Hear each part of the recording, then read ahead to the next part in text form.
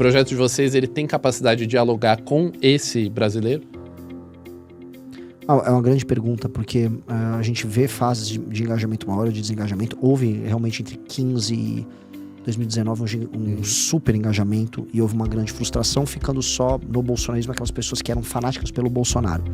A ideia de você engajar para mudar o Brasil, que acaba se refletindo depois aderir a um partido, ela é a ideia que a gente tem que buscar. Então, a gente primeiro escolheu quem são as pessoas que estavam com a gente, essas pessoas jovens. Elas estão engajadas de fato, elas estão sonhando o mesmo sonho que a gente. Se esse teu sonho vai transbordar para as pessoas mais velhas, em especial, é o desafio. Se a gente fizer isso, inclusive a gente ganha a eleição presidencial e vamos fazer muitos deputados. Então, essa é uma pergunta que eu preciso responder ao longo do processo. Perfeito. Temos algumas pistas, mas vamos buscar responder ela. Perfeito. E ainda nessa discussão partidária, o senhor já disse mais de uma vez que, embora os partidos da esquerda, PT, PCdoB, PSOL especialmente, estejam num campo antagônico ao MBL, agora ao Missão, eles são partidos. Eles têm programas, enfim, têm seus projetos. Por outro lado, a direita não tem partidos, né? Tem siglas ali que abrigam, eventualmente, lideranças, mas não tem partidos efetivamente do ponto de vista programático. Por quê? Porque a direita até agora não conseguiu se organizar em um partido. Porque o fenômeno de direita recente no Brasil, ele é uma direita de internet. Então ele obedece a critérios vinculativos em termos de relações sociais, até afetos e modos de relação que são tocados por estímulos algorítmicos de like, de engajamento, de audiência. E isso vem com preço. E o preço é que você não tem vínculos de lealdade verdadeiros, e um amigo seu pode deixar de ser amigo seu e te dar um exposed ou fazer um vídeo te atacando do ponto de vista político, caso isso dê likes. Nós vivemos isso com o Fernando Holliday, que é um ex-MBL, que fez um cálculo, eu vou me dar bem aqui no bolsonarismo, eu vou xingar pessoas que foram meus amigos e nunca falharam comigo. E isso mostra, assim, a traição é premiada, a baixeza é premiada, a perfídia é premiada. E aí, quando você constrói um grupo político, um movimento, um campo político da direita, baseado nisso, você vai ter várias pessoas que vão ser muito grandes. Só que nenhuma delas está articulada. E aí você consegue ver que a direita não consegue articular grandes projetos, não consegue montar partidos políticos, não consegue tocar movimentos políticos, não consegue ter um projeto consistente de longo prazo. Qual é o único lugar que é uma ilha que funciona dentro da direita? Chama-se Movimento Brasil Livre e hoje Partido Missão. E por quê? Porque nós negamos, na nossa lógica interna, esse sistema de relação oportunístico. A gente tenta colocar as pessoas mais capazes em posições de destaque, e essas pessoas capazes, elas têm que ajudar a conduzir o todo, e não basicamente ser guiado por pessoas que ficam populares. Entendendo esse drama, se a direita toda fosse mais MBL, a direita com certeza derrotaria a esquerda sempre, porque a direita consegue ser mais numerosa, e ela fala com pessoas que são ativas e produtivas na sociedade civil.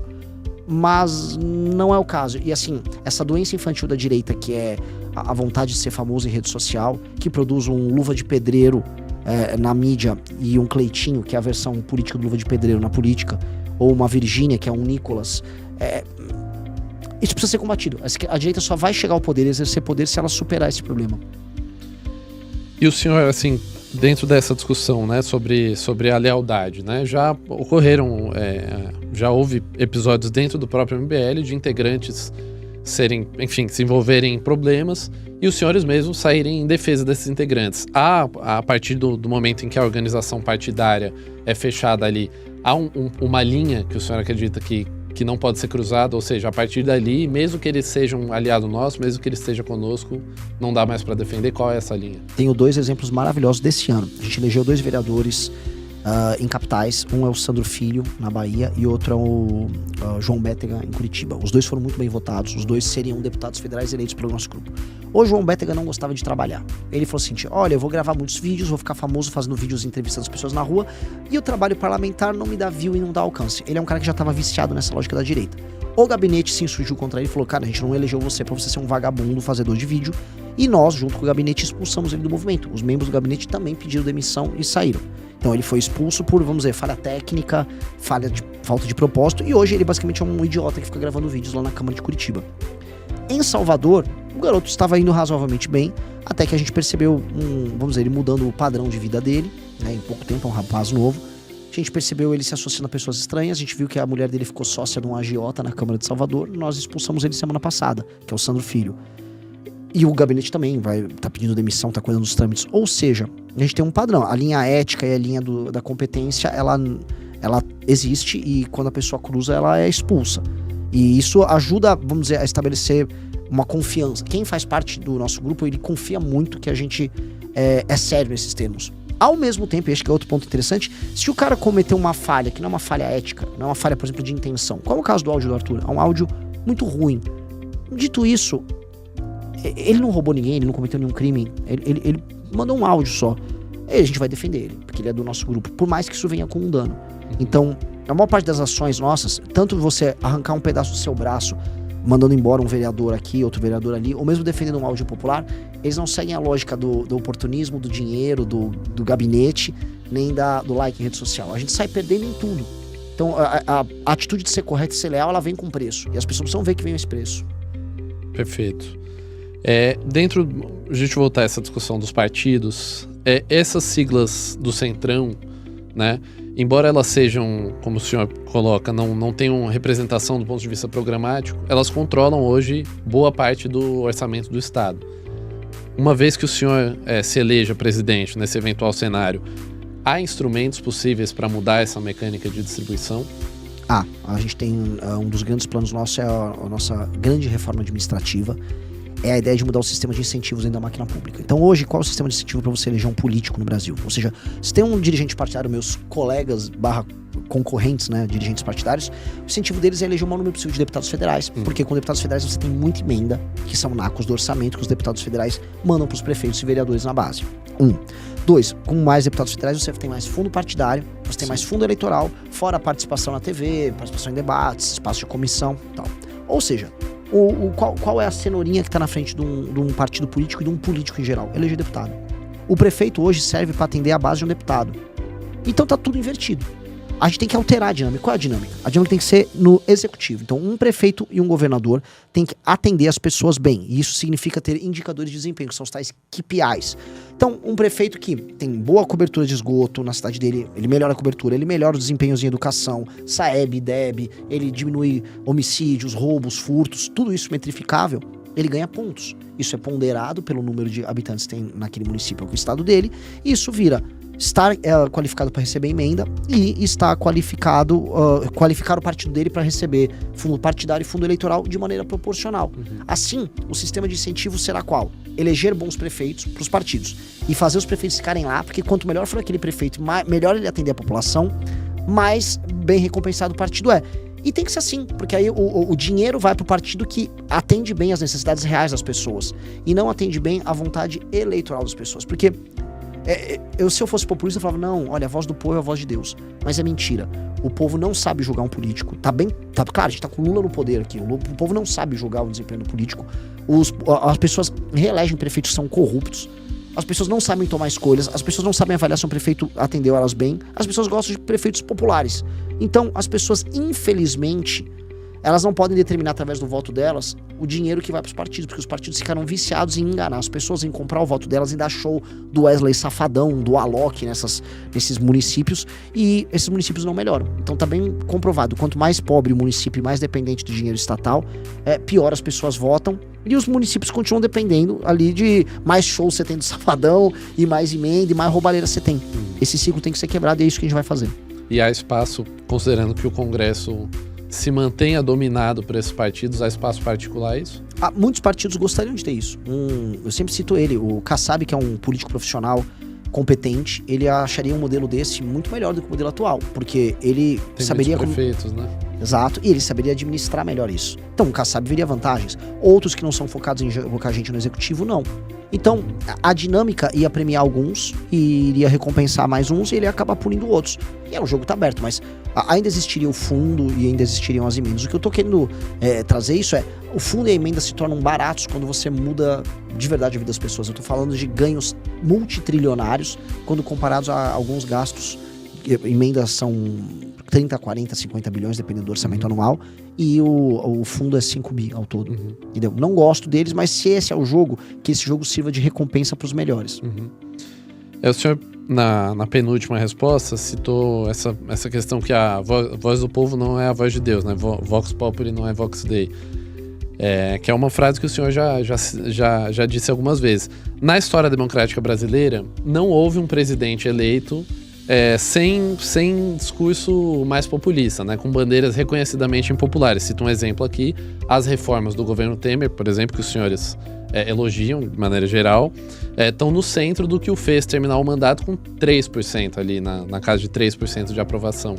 Como é possível se eleger com bandeiras impopulares, sem dizer o que, na sua avaliação, o que é o que o eleitor quer? A avaliação que eu tenho é que o Temer era impopular porque ele parecia um vampiro, pela origem dele, e não porque exatamente ele fez aquelas reformas. Não acho que esse foi o problema central. Houve o caso do Joesley também. O fato dele ele não ter tido base política prévia, sequer de ter meios de comunicação e de defesa com a sociedade civil. Então, não foi exatamente isso. Eu acho que dá pra você ser altamente reformista e essas reformas estarem sendo acompanhadas de um discurso que leve as pessoas a sentir parte de um processo doloroso de mudança. Não é nada diferente do que o Milei está fazendo hoje, e ele mantém a popularidade dele alta. Então o Milei está conseguindo fazer essas reformas altamente impopulares de maneira contraintuitiva para muita gente. E, em certa medida, o próprio Bukele fez reformas consideradas impopulares em El Salvador e foi reeleito com uma votação muito expressiva. Essas coisas têm que ser parte de um contexto maior. Ou seja, eu estou enfrentando os privilégios da máquina pública, reduzindo desigualdades regionais, ao mesmo tempo que eu estou decretando guerra ao crime organizado. Isso tudo é parte da mesma guerra. As pessoas têm que entender o todo. Ela fala, eu tô vivendo uma guerra de libertação aqui. Esses são os remédios amargos que eu vou pagar. Mas se você fala que você vai ter um remédio amargo, você no começo pode até não cativar alguns, mas você cativa os melhores. E os melhores vão convencendo os demais. Eu não tenho medo de falar coisas impopulares, e eu acho que um político não tem que ter esse medo, porque o líder lidera. Se você não lidera, você é liderado, e o pior tipo de liderança é ser liderado pela maioria, porque você é vítima do efeito manada. Político vagabundo populista no Brasil, ele é sempre liderado pela maioria. Portanto, ele não é líder. Ele é oportunista. Essa é a característica de um oportunista. Eu vou rodar o Nordeste e o Norte e eu vou falar para a população do Maranhão que o Maranhão é um estado pessimamente administrado, que seria melhor se ele fosse administrado por um interventor federal do que pela classe política corrupta do Maranhão. Eu vou falar que as pessoas que são maioria, que estão recebendo Bolsa Família e não estão trabalhando, elas são um peso para os outros maranhenses que trabalham, e que a gente vai ter que fazer todo mundo trabalhar. Município que tiver com mais de 40% das famílias e das pessoas vivendo no Bolsa Família vão ter frente de trabalho, sim, porque o restante da população tá pagando e quer ver, no mínimo, essas pessoas que estão recebendo esse dinheiro cuidando bem da cidade delas, pra gente não ser vergonha internacional, como a gente passou agora em Belém. Esse tipo de desenho político que nós temos, que é altamente injusto, que basicamente premia a ineficiência, ele vai ter que se alterar. E nós vamos falar, o cara que hoje recebe o Bolsa Família e vota no Lula, ele não vai votar em mim. Agora, eu tenho certeza que a outra pessoa que mora na causa ao lado e trabalha, faz iFood, entrega motorista de Uber, entrega coisas, tem uma lojinha, tem um pequeno comércio, esse cara vai concordar comigo. E não com o político populista que vai ficar sendo condescendente. Povo guerreiro, todos são brasileiros. Não. Eu tenho um lado. O brasileiro que tá trabalhando, ele é a minha prioridade. O que tá trabalhando é a minha prioridade em detrimento do que não tá trabalhando. Porque quem tá pagando a conta é ele. A gente aprende desde a infância. Quem paga a banda, né, escolhe a música. Então, essas pessoas vão escolher a música no meu governo. Quem tá trabalhando vai escolher a música. E o senhor avalia algumas propostas aí sendo discutidas. Confesso que eu não ouvi qual é a sua posição sobre isso. Mas essas propostas que são discutidas de restrição do direito ao voto. Então, por exemplo, o senhor falou sobre as pessoas que trabalham, as pessoas que pagam impostos, terem o direito de decisão. O senhor avalia alguma proposta nesse sentido, de restrição do direito ao voto? Existe um estudo, na verdade é um paper que foi feito por duas pessoas, um é o Felipe Hermes, que é um cara que eu respeito muito, que trata desse tema, falando o seguinte: olha, se você der basicamente um benefício, tipo um BPC, que já existe, inclusive já está custando, né, centenas de bilhões já para o orçamento brasileiro, você dá um benefício de prestação contínua pro resto da vida da pessoa, e em troca a pessoa não vota. Essa pessoa, ok, ela vai causar um dano do ponto de vista financeiro ao Estado, mas ela vai poder gastar da maneira que ela quiser esse dinheiro e segue a vida dela. Agora, ela não vota.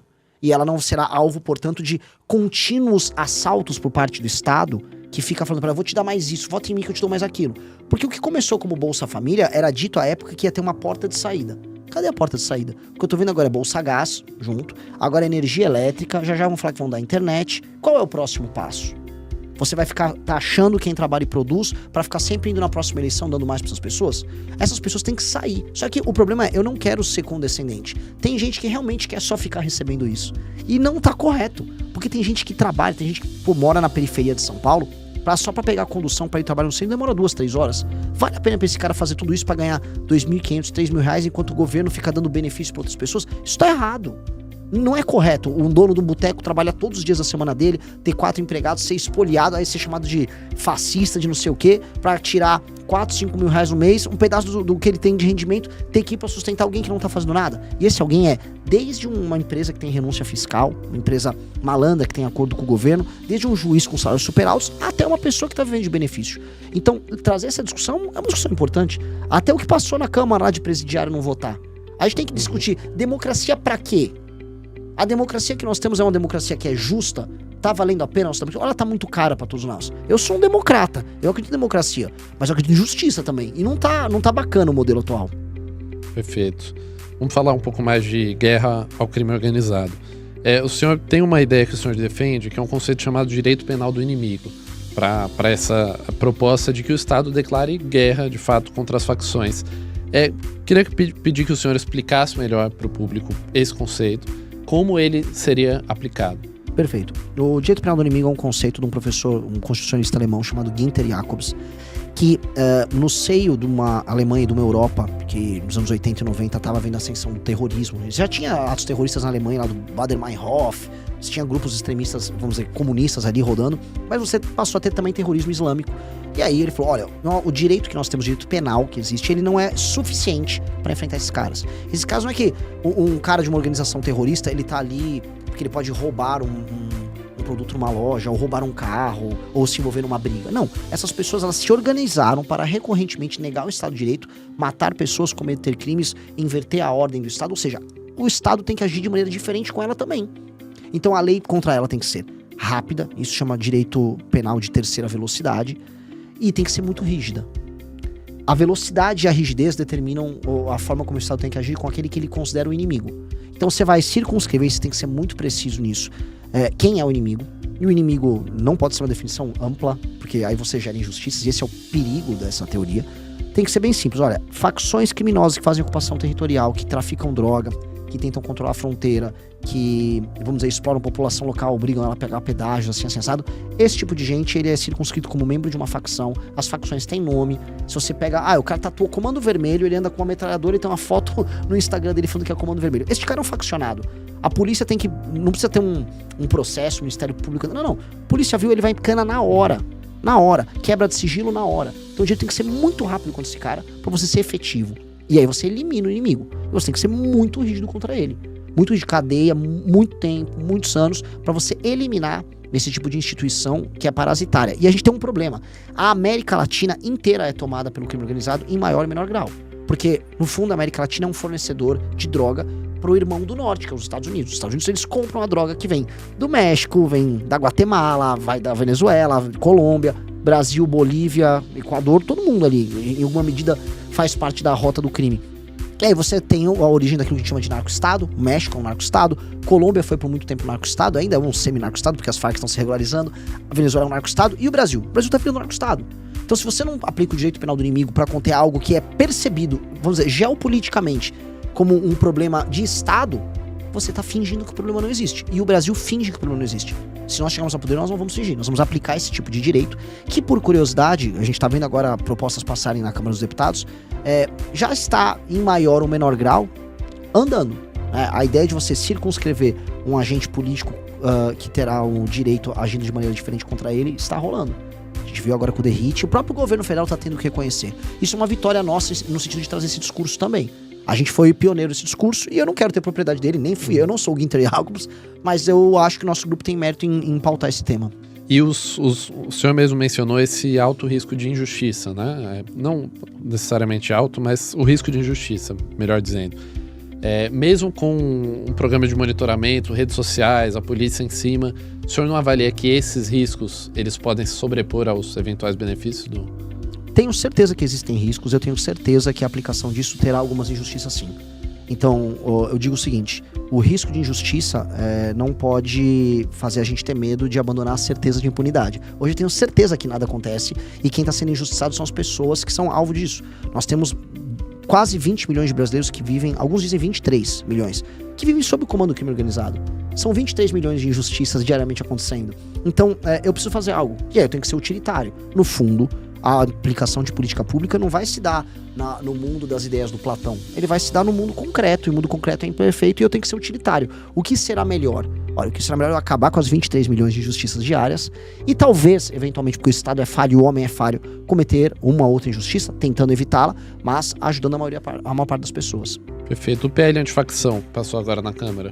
Como o senhor avalia? Eu acho que houve muita polêmica, especialmente por conta do Derrite, que ele desagradou um pouco a direita por não trabalhar com as nomenclaturas de terrorismo como imaginavam, e a esquerda por não permitir a centralização que vamos dizer, era demandada ali, né? Que o Lula, no fundo, queria a centralização na parte do governo federal, que é um pleito antigo do PT, só que ele acho que ele conseguiu conjugar essas coisas muito bem. Votou, passou, e acho que é um avanço. Em todos os sentidos está rolando na Câmara um avanço. Estou curioso para ver como será no Senado. Por quê? Porque o Kim Kataguiri, que é nosso deputado federal, ele já passou 2 projetos populares, né, de aumento de penas contra o crime. E estão no Senado, o Alcolumbre não pauta. Vamos ver se isso aqui eles vão pautar. Eu estou muito receoso com a postura do Senado.